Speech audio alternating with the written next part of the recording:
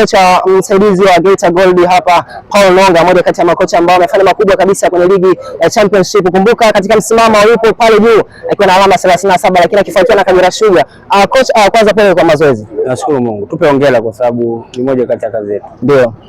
Pole sana kwa mazoezi. Lakini kocha, mnaenda kucheza mchezo unaofuata dhidi ya Barbarian ambao ukaangalia kwenye msimamo kwa nafasi ya 16 na ninyi mpo pale juu mko na alama 37, lakini chini yenu ipo Kagera Sugar. Kuna pressure gani kuingia kwenye mchezo huu wa Barbarian wakati mkiwa mnaofia Kagera Sugar kutokuafia katika pale juu?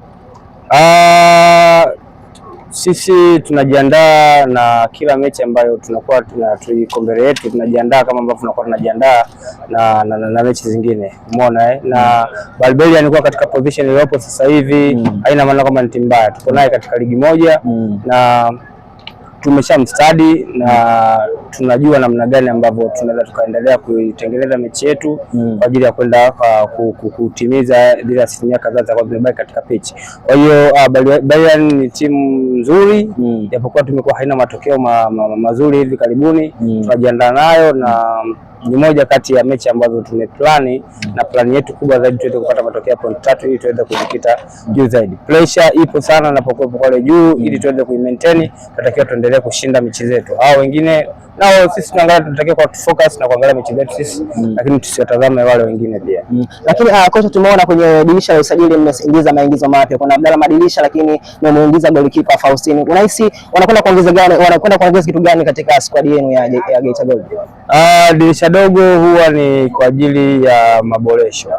Umeona, maboresho ama kuja kuongeza nguvu. Kwa hiyo nafasi ambazo tumeziongeza na wengine bado watakuwa introduced, mtawaona pia. Ina maana ni nafasi ambazo tunahitaji kuongeza nguvu zaidi pia.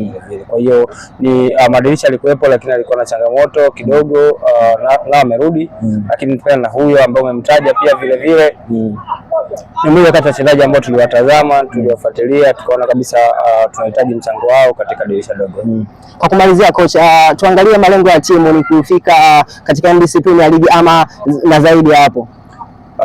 Malengo makubwa ya hii timu tangu tunaanza pre-season ni yale hajabadilika. Tunatakiwa tupandishe timu na twende tucheze NBC Champion League msimu ambao unakuja. Hatutaki tena kuendelea huku. Tumeplani na tumesema kwamba msimu wetu wa mwisho kucheza championship utakuwa ni huu. Msimu unaofuata lazima tucheze ligi kuu, na hayo ndiyo malengo yetu makubwa kwa sisi technical staff, technical bench, players pamoja na management na watu wote wa Geita ambao wanaendelea kusupport, na hiyo ndio imekuwa kiu yao kubwa sana, nataka kuiona timu yao ikienda kurudi katika ligi kuu. Kila la heri coach.